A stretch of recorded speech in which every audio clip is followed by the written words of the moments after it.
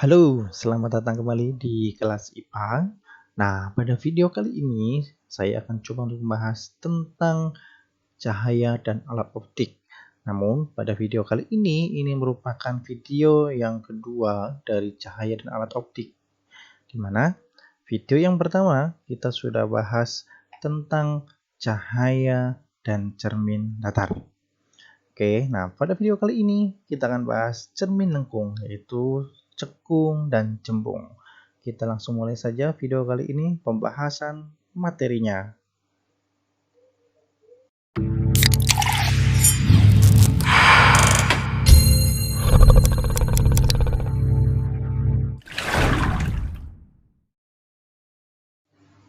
Oke, kita mulai dari cermin cekung atau yang sering disebut dengan konkav. Nah, cermin cekung adalah cermin yang permukaan pemantulnya itu berupa cekungan. Ya, jadi seperti ini. Kalau ini ada orang, ini cerminnya. Nah, depan cerminnya sebelah sini, berupa cekungan. Ini depan cermin dan ini belakang cermin. Ya, berupa cekungan. Nah, cermin ini dikenal dengan cermin konvergen karena cermin ini berfungsi untuk mengumpulkan sinar. Jadi seperti ini. Segala sinar yang akan datang akan dikumpulkan ke titik sini. Ya, maka namanya adalah cermin konvergen, mengumpulkan sinar. Disebut juga sebagai cermin positif. Kenapa positif? Nanti kita akan bahas. Lanjut, sifat bayangan itu dapat berbeda-beda. Nanti kalian kalau kamu berdiri di sini, berdiri di sini, berdiri di sini, nanti akan menghasilkan bayangan yang berbeda-beda. Nah, lebih jelasnya kita lanjut. Pembagian ruang cermin cekung. Nah, ini adalah gambaran dari cermin cekung. Ini adalah cerminnya. Oke, kamu lihat ini, perhatikan. Ini adalah sebuah cermin cekung, melengkung. Nah, ini bagian depan dan sebelah sini adalah bagian belakang. Nah, jika kita ibaratkan atau kita bayangkan cermin cekung ini, kalau kita teruskan maka akan membentuk sebuah lingkaran. Benar ya? Nah, di dalam lingkaran pasti di tengah-tengahnya ada jari-jarinya. Nah, jari-jari lingkaran ini jaraknya, ini jalan jari-jari, kita sebut dengan M. Kalau di dalam cermin cekung, M itu berarti jari-jari pusat kelengkungan. Nah, di tengah jari-jari itu ada namanya adalah titik fokus. Ya, titik fokus itu adalah setengah dari titik pusat kelengkungan atau M. Jadi, jika lingkaran ini adalah, anggap saja ini adalah jari-jarinya 20, maka titik fokusnya berapa? 10. Ya, karena setengah ya. Oke. Nah, kita lanjut. Kita hapus dulu ya. Nah, kita hilangkan dulu. Nah, jadi ini bagian-bagiannya. Ya. Ada cermin, titik fokus, titik pusat kelengkungan. Depan cermin dan belakang cermin. Antara cermin dengan titik fokus itu adalah ruang satu. Antara titik fokus dengan titik pusat kelengkungan adalah ruang 2. Dan yang lebih dari titik pusat kelengkungan ini sampai terus mentok sampai ke sana, ini adalah ruang 3. Sedangkan ruang yang di belakang cermin adalah ruang 4. Ingat ya, ini adalah nomor peruangannya. Kita lanjut. Nah, sekarang kita lanjut tentang sinar-sinar istimewa pada cermin cekung. Ada 3 sinar istimewa. Yang pertama, kalian lihat. Nah, ada sebuah sinar datang. Sinar datang ini sejajar dengan sumbu utama. Ini sumbu utamanya nih, dari ujung ke ujung. sinar datang sejajar sumbu utama, kalau namanya cermin pasti akan dipantulkan. Pantulkannya kemana? Akan dipantulkan melalui titik fokus. Ini adalah sifat atau sinar istimewa pada cermin cekung yang pertama. Sinar datang sejajar sumbu utama akan dipantulkan melalui titik fokus. Sinar istimewa yang kedua, ada sinar datang melalui titik fokus, maka akan dipantulkan sejajar dengan sumbu utama, kebalikan dengan sinar istimewa yang pertama. Nah, sinar datang melalui titik fokus akan dipantulkan sejajar dengan sumbu utama. Oke, fokus sejajar utama. Sinar yang ketiga, sinar datang melalui titik pusat kelengkungan cermin akan dipantulkan ke tempat yang sama. Ya, sinar datang melalui titik pusat kelengkungan akan dipantulkan kembali ke tempat yang sama. Oke, inilah sinar-sinar istimewa cermin cekung. Nah, sekarang ya, buat apa sih sinar istimewa? Kenapa kita belajar sinar istimewa? Nah, sinar istimewa ini bisa kita gambar untuk menentukan sifat bayangannya. Apakah bayangannya diperbesar atau diperkecil atau mungkin sama besar? Bisa saja apakah bayangannya tegak atau terbalik, atau maya atau nyata. Nah, jika bayangannya seperti ini, maka bayangan diperbesar. Karena ini benda, ini bayangannya. Makin besar, maka diperbesar. Atau seperti ini, diperkecil. Bayangannya seperti ini, makin kecil. Ya, atau ini bayangannya terbalik. Atau begini, tegak. Nah, kalau tegak, kalau di belakang cermin itu namanya adalah maya. Sedangkan kalau di depan cermin namanya adalah nyata. Oke, itu adalah beberapa sifat bayangan kalau kita gambarkan. Ya, kita lanjut. Nah, sekarang kita coba perhatikan simulasi berikut. Oke.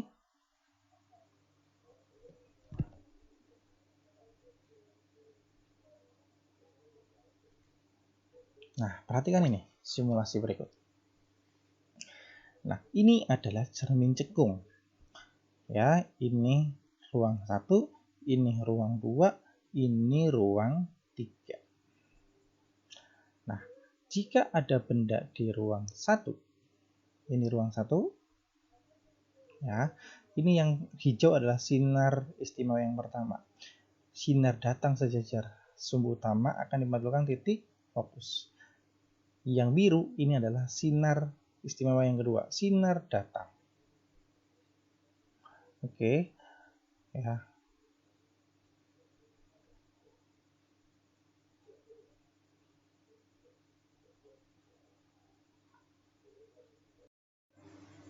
Oke, sekarang kita perhatikan proses pembentukan bayangan pada cermin cekung. Nah, ini dia menggunakan 2 sinar istimewa dan 1 sinar pemantulan. Yang pertama di sini, sinar istimewa adalah sinar sejajar sumbu utama akan dipantulkan ke titik fokus. Yang kedua, sinar istimewa yang kedua adalah yang merah. Sinar datang melalui titik pusat kelengkungan akan dipantulkan kembali. Makanya ini seperti tidak terlihat. Ya. Nah, sekarang ini ruang berapa? Ini ruang 1, ini ruang 2, ini ruang 3. Ini benda berdiri di ruang 2. Oke. Setelah dibantu dengan sinar istimewa, maka terjadi pertemuan di sini. Kelihatan? Nah, terjadi titik pertemuan di sini. Berarti ini adalah bayangannya. Nah, bayangan seperti ini makin besar atau makin kecil? Makin besar. maka sifat bayangannya diperbesar. Terbalik atau tegak? Terbalik. Maka sifat bayangan kedua adalah terbalik. Ini di depan cermin atau di belakang cermin? Di depan cermin. Karena di depan cermin, maka sifat bayangannya adalah nyata, terbalik, dan diperbesar. Ini benda di ruang 2. Kalau benda di ruang 1 bagaimana? Nah, benda di ruang 3 sekarang. Ketika benda di ruang 3 menggunakan sifat istimewa atau sinar istimewa, ternyata ketemu di sini. Bayangannya di ruang 2. Makin kecil, maka diperkecil. Terbalik. Diperkecil, terbalik, dan nyata. Kenapa? Di depan cermin. Jika di ruang 1, bagaimana jika di ruang 1? Ini di ruang 1. Bayangannya makin besar, maka diperbesar. Di belakang cermin, maka maya dan tegak. Ini adalah simulasi untuk cermin cekung. Nah, itu tadi adalah contoh sifat-sifat bayangan yang terbentuk ya dari cermin cekung. Nah, tapi ada trik cepat untuk tidak perlu menggambar sinar istimewa. Bagaimana caranya? Nah, trik yang pertama adalah bahwa ruang benda ditambah ruang bayangan itu akan selalu 5. Nah, sekarang tanya dulu nih. Ini tadi ruang berapa? Ini ruang 1. Ini ruang 2. Ini ruang 3. Ini ruang 4. Good. Nah, jadi kalau bendanya di ruang 1, maka bayangan di ruang 4. Karena 1 tambah 4, 5. Bagus. Kalau bendanya di ruang 2, bayangan di ruang 3. Kenapa? 2 tambah 3 sama dengan 5. Kalau benda di ruang 3, maka bayangan di ruang 2. Oke? Ya, karena 3 tambah 2 sama dengan 5. Good. Kita lanjut lagi. Nah, ruang bayangan, jika ruang bayangan lebih besar dari ruang benda, maka sifatnya kita sebut dengan diperbesar. Kebalikannya, jika ruang bayangan lebih kecil dari ruang benda, maka namanya diperkecil. Lagi, jika bayangan di depan cermin, maka nyata dan terbalik. Kenyataan selalu terbalik. Dan yang selanjutnya adalah kalau bayangan di belakang cermin, daerah sini, maka selalu maya dan maya selalu berjalan tegak. Nyata selalu terbalik, kenyataan selalu terbalik, dan maya selalu berjalan tegak. Oke? Nah, sekarang kita coba. Kalau ada benda, ini pura-puranya ada benda. Oke. Ini ada benda di sini, anggap saja di ruang 1, benda di ruang 1. Ini bendanya, ya miring, apa dikit ya. Maka bayangan di ruang berapa yuk? 1 tambah berapa supaya 4? 1 tambah berapa supaya 5? 4. Maka bayangannya pasti di sini. Apa jadi titik-titik? Nah, ini pasti bayangannya ada di sini. Oke? Nah, 1 sama 4. 1 menjadi 4, maka 4 menjadi besar. Maka sifat bayangannya diperbesar. Bukan diperkecil, karena 1 ke 4 makin besar. Bayangannya di belakang cermin. Kalau di belakang cermin, pasti maya dan tegak. Maya selalu berjalan tegak. Jadi, kita bisa tahu, jika benda di ruang 1, maka diperbesar, maya, dan tegak. Oke, kita coba sekali lagi. Terus bagaimana jika bayangan di tempat yang lain? Oke, kita coba bayangan di tempat yang lain. Nah, maunya di ruang berapa? 1, 2, atau 3? Oke. Ada di ruang 3, anggap saja contoh di sini. Kenapa selalu miring? Nah, ada benda di ruang 3. Maka bayangan di ruang 3 tambah berapa supaya tanggal 3 tambah berapa supaya 5? 3 tambah 2 ya.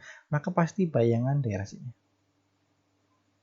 3 kedua makin kecil, maka bayangan diperkecil. Karena di depan cermin, maka akan nyata dan terbalik. Maka pasti nyata terbalik. Udah nyata terbalik diperkecil. Ya, itu dia. Mudah bukan? Oke, kalau mudah kita lanjut. Nah, sekarang cermin cembung atau disebut dengan konveks. Cermin cembung. Berbalikan dengan tadi. Kalau ini adalah tadi cekung, sekarang cembung. Bagian depannya melembung. Ya. Nah, ini cermin cembung. Bayangannya. Cermin yang permukaannya pantulnya berupa cembung. Mengumpulkan sinar. Oh, maaf, ini harusnya adalah menyebarkan sinar, ya. Ini bukan mengumpulkan, tapi adalah menyebarkan sinar, disebut dengan divergen. Kalau cekung, konvergen, mengumpulkan sinar. Terus, cerminnya ini adalah cermin negatif, dan sifat bayangan hanya ada satu macam. Seperti yang di sini. Bayangannya ada di belakang cermin, maka sifatnya maya, dan maya selalu tegak. Oke, dan ini diperkecil. Itu jadi sifat bayangannya cuma ada satu, maya, tegak, dan diperkecil. Oke, ini adalah divergen, ya, menyebarkan sinar. Dan ini lihat contohnya. Ini di spion kamu ataupun di pertigaan jalan ada cermin cembung di sini, maka bayangannya pasti akan diperkecil di sini. Biar sudut pandangnya menjadi lebih luas. Ini salah satu kegunaan dari cermin cembung. Nah, pembagian ruangnya bagaimana? Seperti ini. Ini adalah cermin cembung, maka depannya sebelah sini. Sedangkan belakangnya seperti ini atau di sini, ya. Memantulkannya seperti di sini, bagian sini. Nah, kalau ini adalah sebuah lingkaran, maka jari-jarinya itu bukan di depan cermin, tapi jari-jarinya di belakang cermin. Ya, jari-jarinya di belakang cermin. Karena di belakang cermin, maka kita sebut biasanya dengan cermin negatif. Ya, jari-jarinya adalah M, setengah dari jari-jari namanya adalah titik fokus. Oke, hampir mirip, cuma kebalik dengan cermin cekung. Nah, sekarang ini ruang 1, ruangannya sama, ini ruang 2, yang ini adalah ruang 3. Dan benda akan selalu menempati di ruang 4. Ya enggak? Kalau bendanya di sini namanya enggak ngaca. Bendanya itu pasti di ruang 4. Kalau bendanya di ruang 4 sesuai dengan trik cepat tadi, maka bayangan selalu di ruang 1. 4 ke 1 makin kecil, maka bayangan pasti diperkecil. Oke? 1, bayangan di 1 itu di belakang cermin.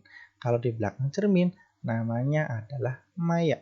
Kalau maya selalu tegak, maka maya tegak diperkecil itu adalah sifat pada bayangan cermin cembung. Hanya punya satu. Karena dari ujung sampai ujung sini adalah selalu ruang 4. Bayangan selalu di ruang 1. Oke. Nah, sinar istimewa cermin cembung. Ya. Tapi kita perlu kenal juga nih sinar istimewanya. Yang pertama, sinar datang sejajar sumbu utama akan dipantulkan seolah-olah dari titik fokus. Nah, jadi menyebar ke atas. Atau sebaliknya, sinar datang menuju titik fokus akan dipantulkan sejajar.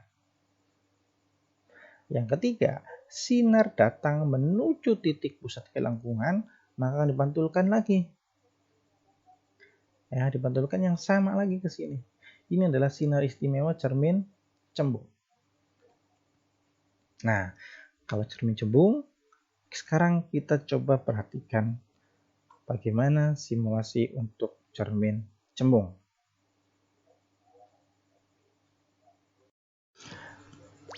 Oke, sekarang kita akan coba simulasi tentang cermin cembung. Nah, ini cermin cembung.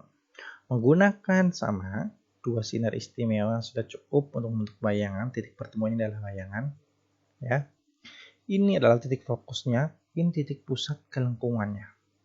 Nah, sebenarnya ini nggak perlu perhatikan. Kenapa? Karena titik fokus dengan titik pusat kelengkungannya ini ada seperti sini. Kamu lihat di sini nih, ada titik-titik sini. Ini adalah sebuah lingkaran. Ini adalah cermin cembungnya karena ada di sini bendanya. Nah, walaupun kita geser-geser kemana saja, sifat bayangannya akan selalu sama. Selalu akan lebih kecil, selalu tegak, tidak akan terbalik, dan selalu di ruang sini. Selalu di belakang cermin. Maka maya tegak diperkecil. Karena benda selalu di ruang 4 dan bayangan selalu di ruang 1. Dia tidak akan pergi. Akan di selalu ruang 1. Oke? Kita lanjut. Nah, dengan melukis sinar istimewa, kita akan tahu sifat bayangannya. Nah, terus bagaimana dengan jarak dan perbesaran pastinya? Apakah besarnya 2 kali lipat, 3 kali lipat? Bagaimana dengan jaraknya? Nah, kita bisa tahu itu dengan menggunakan rumus berikut. Nah, rumus pada cermin, baik cermin datar ataupun cermin cembung ini sama. Ini adalah 1 per fokus sama dengan 1 per bayangan. S itu adalah bayangan ditambah 1 per S absen. Benda ini adalah bayangan. Sedangkan M itu adalah perbesaran. Perbesaran adalah jarak bayangan dibagi jarak benda. Atau kalau ini H itu di sini adalah ketinggian. Height. Ketinggian bayangan dibagi ketinggian benda. Ini adalah rumus yang akan kita pakai.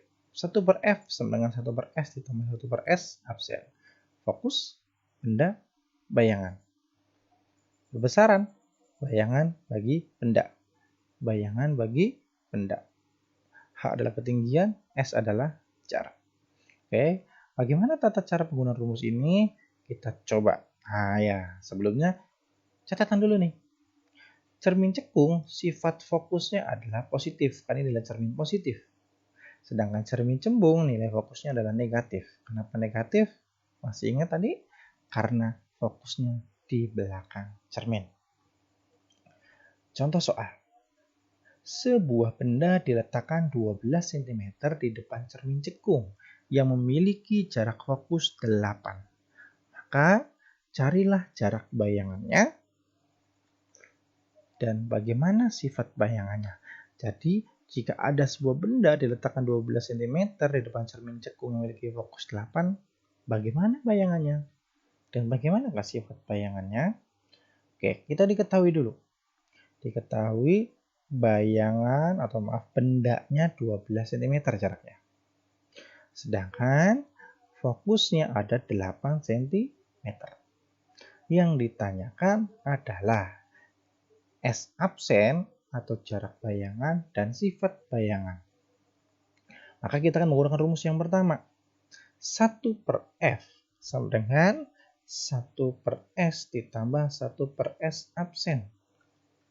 Oke, kita coba. 1 per F sama dengan 1 per S ditambah 1 per S absen. Maaf, tulisannya agak jelek. Menggunakan mouse jadi agak susah. Nah, fokusnya berapa tadi? 8. 1 per 8 sama dengan bendanya berapa? 12. 1 per 12 ditambah 1 per S absen. Kita cari S absennya. Maka 1 per S absen itu adalah 1/8 dikurangi 1/12. Nah, masih ingat ini waktu SD? Kita samakan dulu penyebutnya.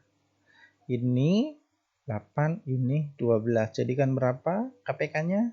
24. Benar. Pintar. Jadi ini supaya jadi 24, ini kali 3. 3 kali 1, 3/24 dikurangi 2/24. Jadi berapa nih dikurangi 2? 3 kurangi 2 adalah 1. Maka 1/24. Jangan lupa ini. Ini kan masih 1/S absen. Maka S absennya berapa? Maka S absennya kita balik. Bukan 1/24, tapi 24/1. 24/1 berapa? 24/1. Ya, 24/1 adalah 24 cm. Nah, jadi ternyata bayangannya lebih besar. Dari sini kita tahu nih, bendanya 12, bayangannya 24, maka makin besar. Oke. Pertanyaan pertama kita sudah jawab.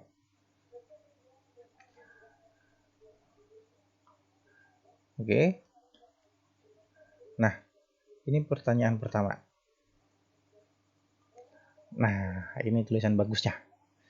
Nah, terus bagaimana sifat bayangannya? Yang pertama kita sudah tahu, diperbesar. Nyata dan terbalik. Loh, kenapa kok bisa tahu ini adalah nyata terbalik? Nah, sekarang kita lihat. Ini tadi. Ya. Fokusnya berapa? Fokusnya 8. Maka titik pusat kelengkungannya adalah 16. Bayangan apa? Bendanya ada di mana? Benda adanya di 12. 12 itu berarti di ruang berapa? Di ruang 2. Ini 12 di sini di ruang 2. Maka bayangan pasti di ruang 3. 2 tambah 3 ini ruang 3. Di sini masih ingat ya? Ini adalah ruang 3. Maka disinilah tempat S absennya. 2 ke 3 diperbesar. Di depan cermin, maka namanya nyata. Kalau kenyataan selalu terbalik. Oke? Nyata selalu terbalik. Maka kalau ini adalah sebuah benda, ini kalau ada benda di sini 12, maka bayangannya di sini diperbesar nyata terbalik. Bisa? Oke. Sekarang kita lanjut. Kita hapus dulu. Nah, dengan soal yang sama, sebuah benda diletakkan 12 cm di depan cermin cekung yang memiliki jarak fokus 8. Carilah perbesaran bayangannya. Ya, tadi sudah tahu nih. Ya.